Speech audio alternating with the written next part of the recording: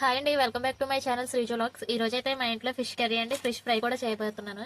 Fish fry అయితే just ఈ 4 ముక్కలతో నా స్టైల్లో ప్రాసెస్ ఎలా చేస్తానో, ఫిష్ ఫ్రై ఎలా చేస్తానో చూపిస్తాను. సరే, ఇంకా పదండి చూద్దాం. ఫస్ట్ అయితే చేప ముక్కల్ని నీట్గా కడిగేసి క్లీన్ చేసుకొని పక్కన పెట్టుకున్నాను. ఇందులో సాల్ట్ అయితే యాడ్ చేసుకుంటున్నాను. దీనికి సరిపడా సాల్ట్ యాడ్ చేయండి. ఇప్పుడు చేపల ఫ్రైలో కోసం మసాలా కోసం ఒక అల్లం, అలాగే 2 వెల్లుల్లిపాయలు. నేను తక్కువ క్వాంటిటీలో చేసుకుంటాను కాబట్టి తక్కువ అయితే ప్రిపేర్ చేసుకుంటున్నాను. ఇప్పుడైతే ఇది దంచుకుందాం. పేస్ట్ అయితే ఇలా మెత్తగా చేసుకోవాలి.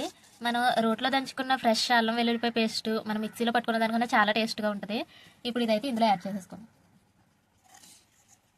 ఇందులో యాడ్ చేసేసి కారం కూడా సరిపడంత కారం కూడా యాడ్ చేసుకోవాలి.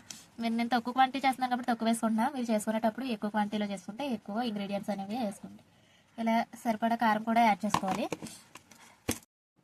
ఇప్పుడు కొంచెం అంత పసుపు కూడా యాడ్ చేసుకోవాలి. అలాగే ఇందులో కరవద్ద నిమ్మరసం కూడా యాడ్ చేసుకోవాలి. గింజలేమీ లేకుండా యాడ్ చేసుకోవాలి. ఇలా మొత్తం యాడ్ చేసుకొని బాగా కలుపుకోవాలి. చేప ముక్కలకి అనేవి ఈ పేస్ట్ బాగా పట్టేలా కలుపుకోవాలి. ఈ విధంగా ముక్కలన్నిటికి పేస్ట్ అనేది బాగా పట్టేలా కలుపుకోవాలి. మసాలా ఇలా కలుపుకోవాలి. ఈ మొత్తాన్ని మూత పెట్టి ఒక అరగంట ఉంచుకుంటే ఫ్రై అయితే టేస్ట్ బాగుంటుంది. మ్యారినేట్ చేసుకోవాలి.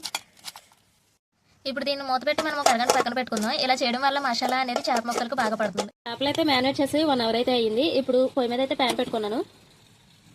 ఆయిల్ అనేది యాడ్ చేసుకుందాం. ఇప్పుడు ఒక్కో చేపని తీసి ఇలా వేసుకోవాలి.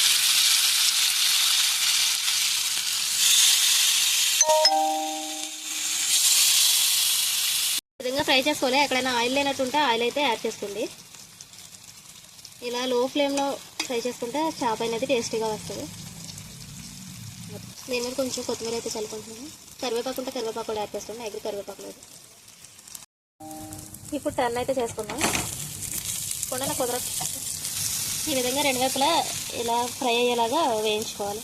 అప్పుడు మన ఈ విధంగా ఫ్రై చేసుకుంటే మన యమ్మీ అండ్ టేస్టీ చేపల ఫ్రై అయితే రెడీ అయిపోతుంది. చూసారు కదా, వీడియో నచ్చితే లైక్ చేయండి. అలాగే మన ఛానల్లో కుకింగ్ వీడియోస్ ఉంటాయి. ఒకసారి వెళ్ళి చెక్ చేసి నచ్చితే సబ్స్క్రైబ్ చేసుకోండి. Thank you for watching guys. By by.